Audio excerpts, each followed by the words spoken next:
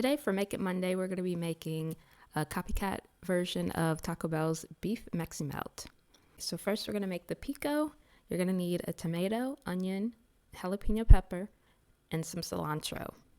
Chop that all up, put it in a bowl, and give it a stir. Oh, and don't forget some salt and garlic powder. Next, you're going to cook some ground beef, and once that's all browned up, add in some taco seasoning and a little bit of cornstarch.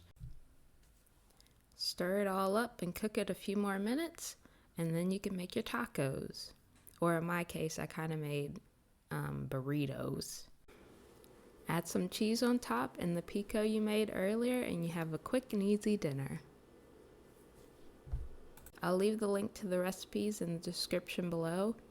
I recommend you give these a try. They turned out really good. Thanks for watching my video.